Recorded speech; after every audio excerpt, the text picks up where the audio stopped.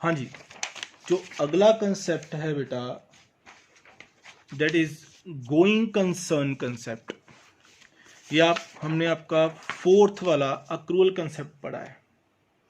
ये कंसेप्ट आपको आगे चलकर बहुत काम आने वाला है,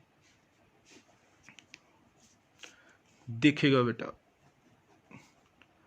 next concept is going concern concept. ये बड़ा इजी सा है concept, going concern concept, but थोड़ा सा टेक्निकल भी है। जो गोइंग कंसर्न कंसेप्ट है बेटा है छोटा सा ही कंसेप्ट। ये कंसेप्ट है कि हम जब बिजनेस स्टार्ट करते हैं मान लीजिए मैंने कोई बिजनेस स्टार्ट करा, मैं एजुकेशनल बिजनेस कर रहा हूँ, बच्चों को टीच करता हूँ, तो क्या मैंने ये सोच के स्टार्ट किया है बिजनेस? हाँ जी, मैंने सर बिजनेस 1 साल के लिए करना है, या बिजनेस 2 साल के लिए करना है, या 3 साल के लिए करना है, या 10 साल के लिए करना है, उसके बाद में बिजनेस बंद करना है। कोई भी बंदा जब अपना बिजनेस स्टार्ट करता है वो कभी ये सोच के नहीं करता कि हमने वो बिजनेस कब तक करना है। And this is about this concept जो कि है गोइंग कंसर्न। गोइंग कंसर्न का मतलब है जो बिजनेस हमने स्टार्ट करा है, हमारी ये कोशिश रहती है कि वो जितनी देर तक हम उसको चला सकते हैं उसको चलाएं।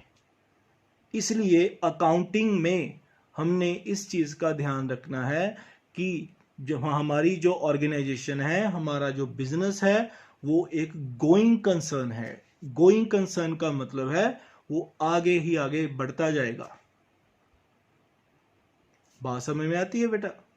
सो गोइंग कंसर्न का मतलब हो गया कि जो बिजनेस है वो हमने स्टार्ट करा है, बट उसका एंड कब होगा वो हमें नहीं पता।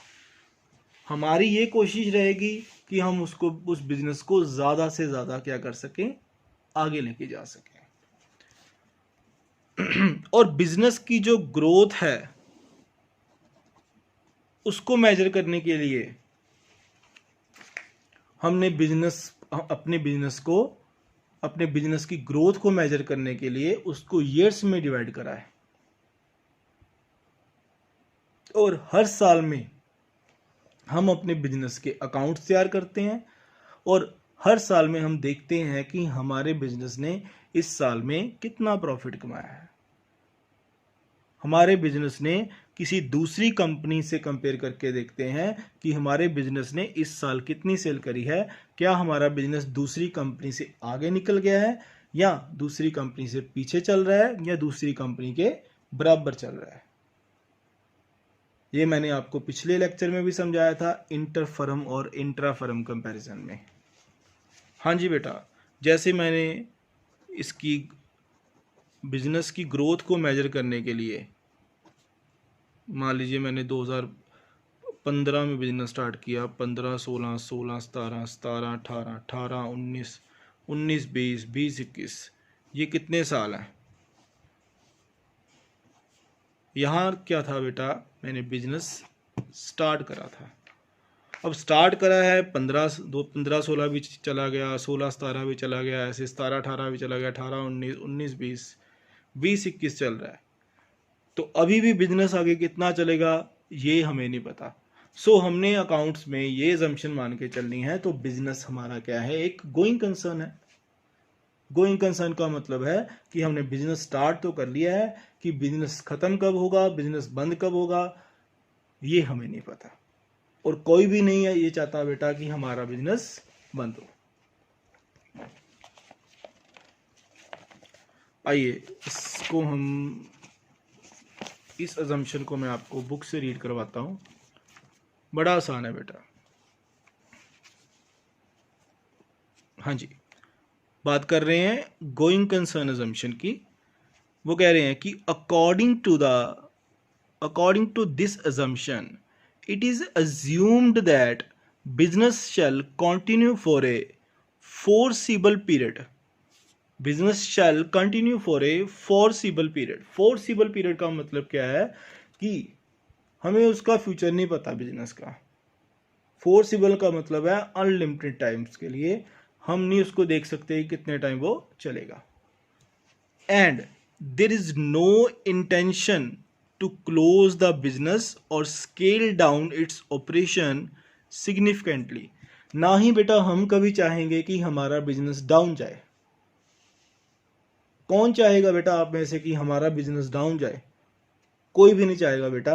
हम सभी यही चाहेंगे कि हमारा बिजनेस आगे आगे ग्रोथ करता रहे, और इसका मतलब है हम सभी यही चाहते हैं कि हमारा बिजनेस लाइफ टाइम के लिए चलता रहे। बात समझ में आती है बेटा?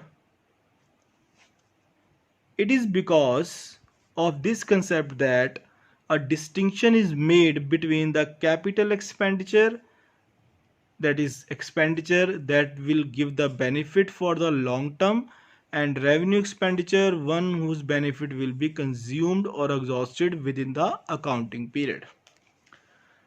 हाँ जी बेटा, ये एक्सपेंडिचर जो इसमें बताए गए हैं वो मैंने आपको अभी जो मैंने एक अकाउंटिंग टर्म्स हैं उसमें आपको सारे बताने हैं।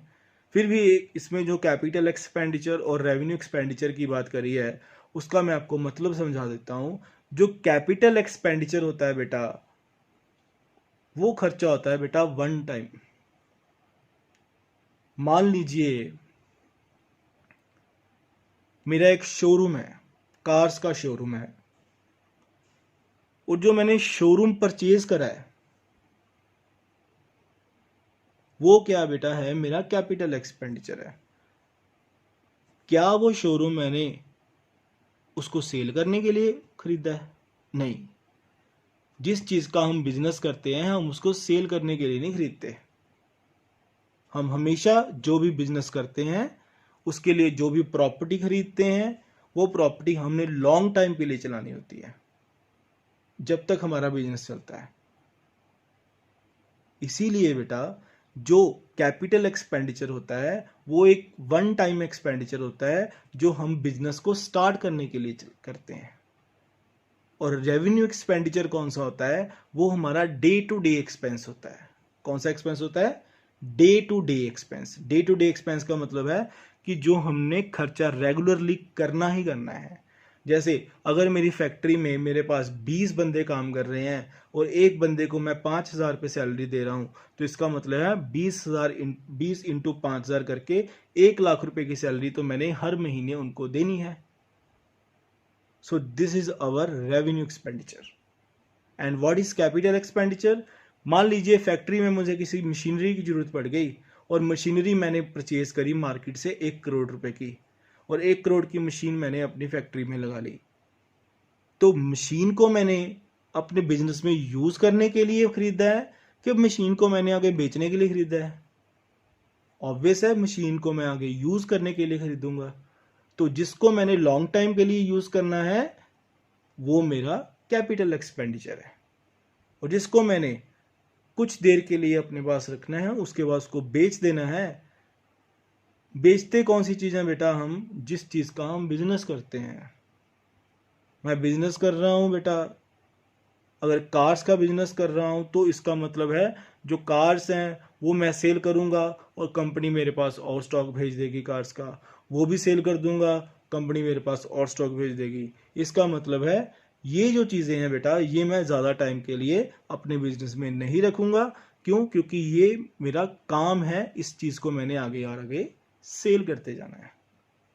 बात समझ में आती है? और इस चीज़ को हम स्टॉक बोलते हैं जो हमारे पास करंटली पड़ा होता है। आगे देखिए, on the basis of this concept fixed asset are recorded at their original cost and they are depreciated in the systematic manner over the expected useful life. For example, a machine purchased is expected to last for 10 years. कि एक machine को हमने सोचा कि वो 10 साल के लिए चलेगी। The cost of the machinery is spread on the suitable basis over the next 10 years for ascertaining the profit or loss for each year. The total cost of machinery is not treated as an expense in the year of the purchase itself.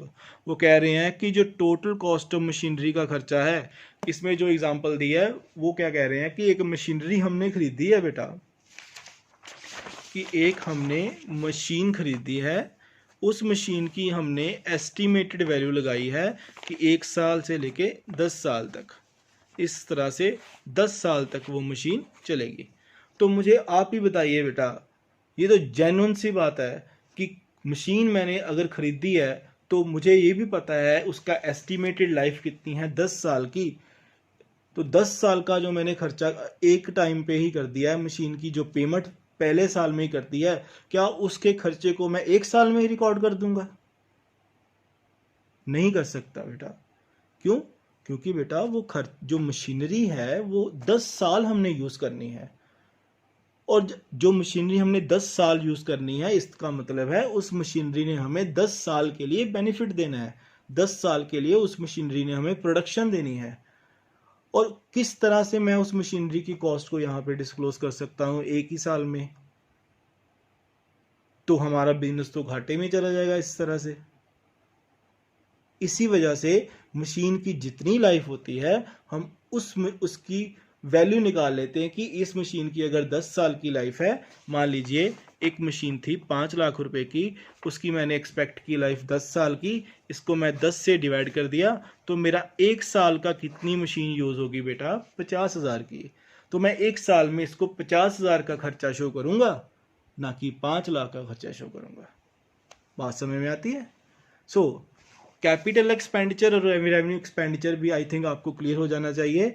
जो capital expenditure है that is a long time expenditure, जैसे कि मैंने machine खरीदी और मुझे ये भी पता था वो 10 साल तक चलेगी, तो उस मशीन की वैल्यू को मैंने 10 से डिवाइड कर दिया, ताकि मुझे पता रहे कि मैंने 1 साल में उस मशीन से कितना काम लेना है।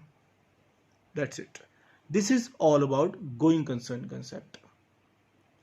अगर आपसे कोई पूछे what is going concern concept, तो आपने सीधा यही बताना है कि बेटा जब हम स्टार्ट करेंगे बिजनेस, हमें स्टार्टिंग डेट तो पता है हमारे बिजनेस की, हमने आज बिजनेस स्टार्ट किया, but business is a going concern, हमारी कंपनी गोइंग कंसर्न है, उसमें मेंबर आते जाते रहेंगे। आज हम बिजनेस कर रहे हैं, कल को हमारी अगली आने वाली फ्यूचर जनरेशन हमारी कंपनी को चलाएगी, और उनके बाद उनकी जनरेशन जो है वो कंपनी को चलाएगी।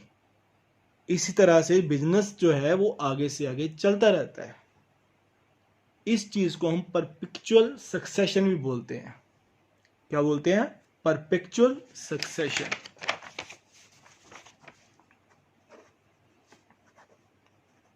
परपेचुअल सक्सेशन, इस चीज का मतलब है कि एक कंपनी में मेंबर तो आते जाते रहते हैं, बट कंपनी स्टिल वहीं की वहीं रहती है। एग्जाम्पल के तौर पे हम रिलायंस को देख लीजिए। रिलायंस कंपनी पहले कौन चला रहा था? धीरू भाई अंबानी। अब कौन चला रहा है बेटा?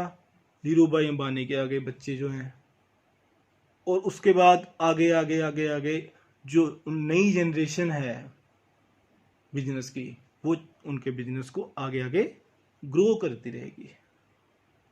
सो अकाउंटिंग में कहा गया है, कंपनी लॉ में भी ये कहा गया है बेटा, कि किसी भी बिजनेस का एक परपेचुअल सक्सेशन होता है, जिसमें क्या कहते हैं कि कंपनी के जो मेंबर्स हैं वो आते जाते रहते हैं, बट जो कंपनी है स्टिल वो लगातार काम करती रहती है। ये हो गया हमारा going concern concept. I think आपको ये भी कंसेप्ट अच्छे से समझ आया होगा। आपके पास जौन सी भी बुक है बेटा, आपने उस बुक से ये वाला कंसेप्ट भी रीड करके देखना है साथ में। आइए बेटा, अब हम नेक्स्ट कंसेप्ट की बात करते हैं। हमारा जो अगला कंसेप्ट है वो है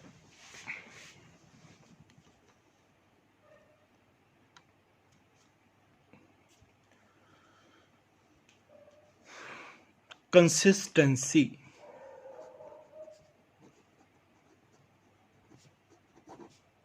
इसको कंसिस्टेंसी अजम्पशन भी बोलते हैं, कंसेप्ट भी बोलते हैं, वैसे ही हम इसमें 3 अजम्पशन यूज करते हैं, बेसिकली कंसेप्ट भी इसको बोल सकते हैं कि एक गोइंग कंसर्न अजम्पशन होती है, एक कंसिस्टेंसी अजम्पशन होती है, एक और अक्रूअल अजम्पशन होती है, जिसमें मैंने आपको गोइंग कंसर्न भी समझा दिया, अक्रूअल भी समझा दिया। अब हम करने जा रहे हैं consistency. And here what do you mean by consistency? Consistent का मतलब क्या होता है? हिंदी में इसको क्या बोलते हैं बेटा? इसका मतलब होता है स्थिर, कंसिस्टेंट, फिक्स। जैसे कि बेटा हमारे पास अकाउंट्स में कैलकुलेशन करने के अलग अलग मेथड्स हैं, और हमने अगर अपने अकाउंट्स को रिलायबल बनाना है, रिलायबल का मतलब है विश्वास लायक बनाना है कि लोग हमारी कंपनी में इन्वेस्ट कर सके पैसा, हमारी फाइनेंशियल अकाउंट्स को, हमारे अकाउंट्स को देखकर लोग हमारी कंपनी में पैसा लगा सके। इसीलिए बेटा हमें बार बार अपने मेथड्स को चेंज नहीं करना होता। एग्जाम्पल के तौर पर बताता हूं बेटा, हम जो स्टॉक वैल्यूएशन करते हैं, क्या करते हैं? स्टॉक की वैल्यूएशन करते हैं, उसके अलग अलग मेथड होते हैं बेटा। ये आप वैसे काफ़ी आगे जाके समझोगे, फिर भी मैं आपको बता रहा हूं कि कंसेप्ट अंडरस्टैंड करवा रहा हूं। एक बेटा स्टॉक को वैल्यू करने का मेथड होता है लीफो मेथड, एक मेथड होता है बेटा फीफो मेथड, एक बेटा होता है वेटेड एवरेज मेथड। हाँ जी, मान लीजिए बेटा कि मैं पहले फीफो मेथड शो करता था, फीफो मेथड से अपने स्टॉक की कैलकुलेशन करता था। इसकी फुल फॉर्म है, लीफो की फुल फॉर्म है लास्ट इन फर्स्ट आउट। जो स्टॉक मेरे पास एंड में आया उसको मैंने पहले बेचा। फीफो मेथड का मतलब है फर्स्ट इन फर्स्ट आउट, जो स्टॉक मेरे पास पहले आया उसको पहले ही बेचा मैंने। वेटेड एवरेज, इसमें एवरेज निकाल के मैंने उसको सेल करा है। अगर मैं एक साल में फीफो मेथड यूज कर रहा हूं, इसका मतलब है मुझे कॉन्टिन्यूसली यही वाला मेथड यूज करना पड़ेगा हर साल। मान लीजिए मैं एक साल में फीफो मेथड यूज करा, दूसरे साल में मुझे लगा यार नहीं ये मेथड ठीक नहीं लग रहा मुझे, और अब मैं मेथड इसको चेंज कर लूंगा, लीफो मेथड कर लिया, और ये मेथड भी नहीं मुझे सूट बैठा तो मैंने तीसरा मेथड अपना लिया। अगर इस तरह से मैं अपना स्टॉक की कैलकुलेशन करूंगा तो आप ही मुझे बताइए बेटा, क्या मैं अपनी एक साल के अकाउंट्स को दूसरे साल के अकाउंट से कंपेयर कर पाऊंगा? जी नहीं। क्यों? क्योंकि बेटा मेथड ऑफ कैलकुलेशन ही जब चेंज हो जाएंगे बेटा, तो मैं किस तरह से कंपैरिजन कर सकूंगा? कंपैरिजन बेटा तभी किया जाता है जब तीनों सालों में, तीनों ईयर्स में जो स्टॉक की कैलकुलेशन है वो एक ही ढंग से की हो। फिर हम कहते हैं कि हाँ अब हम कंपैरिजन करते हैं कि पिछले साल में कितना स्टॉक बच गया था, इस साल में कितना स्टॉक बच गया है, अगले साल में कितना स्टॉक बच गया था। बात समझ में आती है बेटा? ये चीज आपने ध्यान रखनी है। कंसिस्टेंसी अजम्पशन का मतलब है कि जो भी रूल, जो भी method, there are lots of method in the accounting, you can calculate with the any method, but if once you choose the method you have to adopt it for a long time. You can change the method, but it should be in the favor of the user of financial information, not in favor of your company. कि हम method change कर सकते हैं, method change करने में कोई मनाही नहीं है बेटा हमें, बट अगर हमने मेथड चेंज करना है, ये मेथड जो चेंज कर रहे हैं, ये पहली बात तो हम जिन लोगों ने हमारी फाइनेंशियल स्टेटमेंट को देखना है बेटा, उनके हित में होना चाहिए, उनके फेवर में होना चाहिए। हम अपनी कंपनी के बेनिफिट के लिए उसको चेंज नहीं कर सकते मेथड को। बात समझ में आई बेटा? कंसिस्टेंसी का मतलब हुआ कि हमने कोई भी अगर मेथड चूज किया, हमने उसको रेगुलरली फॉलो करना है, हमने उसको बार बार चेंज नहीं करना है। अगर हम चेंज करते भी हैं, it should be in the favour of user of financial statements, not in favour of our own company. आइए कंसिस्टेंसी अजम्पशन के बारे में देखें।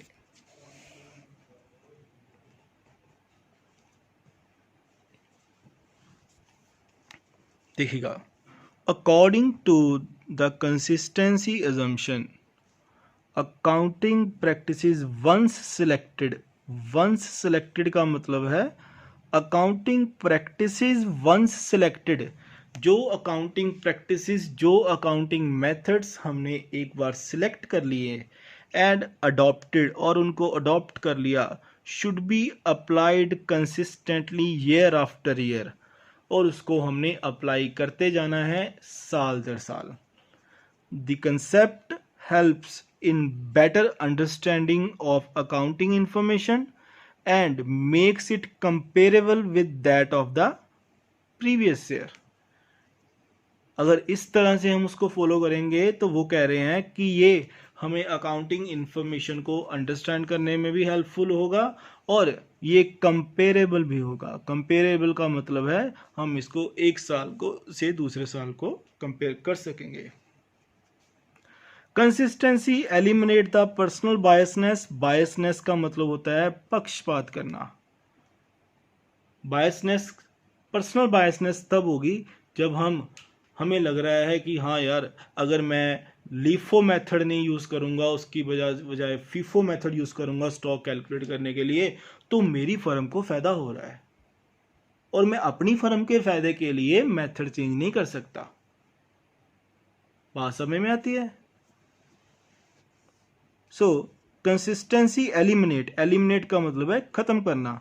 ये पर्सनल बायसनेस को खत्म कर देता है, पक्षपात को खत्म कर देता है। And helps in showing the results that are comparable, और ये हेल्प करता है कि हमें जो रिजल्ट्स मिलेंगे, जो हमने अकाउंट्स बनाए हैं, उसके जो हमें रिजल्ट्स आएंगे, प्रॉफिट्स आएंगे, उसको हम किसी दूसरे साल के प्रॉफिट से या किसी दूसरी कंपनी के प्रॉफिट के साथ कंपेयर कर सकेंगे। हमारा बिजनेस ग्रोथ कब करेगा बेटा? जब भी हम अपनी ग्रोथ को मेजर करना स्टार्ट करेंगे। अगर हमें पता ही नहीं होगा हमने पिछले साल में कितना कमाया है या इस साल में कितना किया, पिछले साल में ज़्यादा किया था या इस साल में ज़्यादा किया है, अगर ये हमें कुछ भी नहीं पता है, तो how can we compare our business with different years or with different companies? It is not possible. So the concept is particularly important when alternative accounting practices are equal acceptable. For example, two method of charging depreciation, जैसे कि मैंने आपको stock valuation के बारे में बताया है, इन्होंने डेप्रिसिएशन के बारे में बताया बेटा। डेप्रिसिएशन भी बेटा एक आपको चैप्टर है +1 में आगे, डेप्रिसिएशन का चैप्टर है। डेप्रिसिएशन निकालने के लिए बेटा हम दो मेथड यूज करते हैं, एक रिटर्न डाउन वैल्यू मेथड होता है, एक स्ट्रेट लाइन मेथड होता है। मान लीजिए हमने डेप्रिसिएशन कैलकुलेट करने के लिए एक साल में हमने स्ट्रेट लाइन मेथड लगा दिया और दूसरे साल में हमने उसको चेंज करके रिटर्न डाउन वैल्यू मेथड कर दिया। सो जो हम उसके अकाउंट्स बनाएंगे वो कंपेरेबल सिचुएशन में नहीं होंगे, उसको हम अच्छे से कंपेयर ही नहीं कर पाएंगे बेटा। क्यों? क्योंकि हमने दोनों ही साल में अलग अलग मेथड्स को चूज किया है बेटा। बात समझ में आती है? जैसे कि उन्होंने बताया भी है यहाँ पर कि the concept is particularly important when alternative accounting practices are equally acceptable. For example, two methods of charging depreciation, written down value method and straight line value method, are equally acceptable under the assumption methods one choose or applied should be applied consistently. Consistently का मतलब है कि return down value method है चाहे straight line method है, दोनों ही अच्छे method हैं बेटा कैलकुलेशन करने के लिए, किसकी? डेप्रिसिएशन की। लेकिन once we choose the method we have to apply year after year, we can't change the method year after year, because if we change the method our financial accounts, our statements shall not be comparable. Is that clear? जी बेटा, हाँ जी। आज हमने बेटा तीनों assumptions भी कर ली हैं, जिसमें थी going concern assumption, consistency assumption, accrual assumption. इस हिसाब से हमारे जो हैं वो 6 कंसेप्ट अच्छे से हो गए हैं बेटा। एक हो गया हमारे पास, सबसे पहले हमने कौन सा किया था, बिजनेस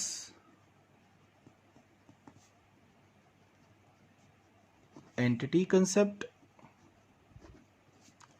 फिर दूसरा हमने करा था अकाउंटिंग पीरियड कंसेप्ट।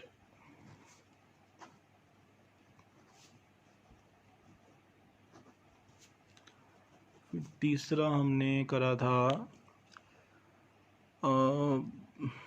तीसरा कौन सा था जो हमने पढ़ा था, एक अकाउंट, हाँ, एक मनी मेजरमेंट कंसेप्ट भी मैं आपको करवा चुका हूँ।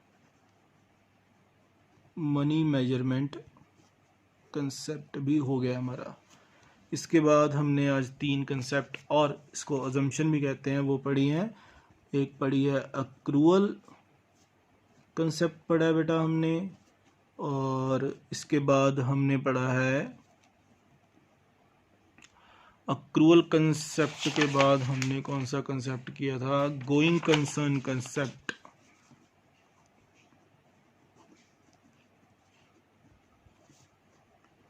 और गोइंग कंसर्न के बाद जो अभी हमने करा है वो है कंसिस्टेंसी कंसेप्ट। ये 6 कंसेप्ट जो हैं मैंने आपको अच्छे से काफ़ी टाइम लगाकर अंडरस्टैंड करवाए हैं। टाइम बेटा बेशक ज़्यादा लग जाए, लेकिन कंसेप्ट क्लैरिटी होना ज़रूरी है बेटा।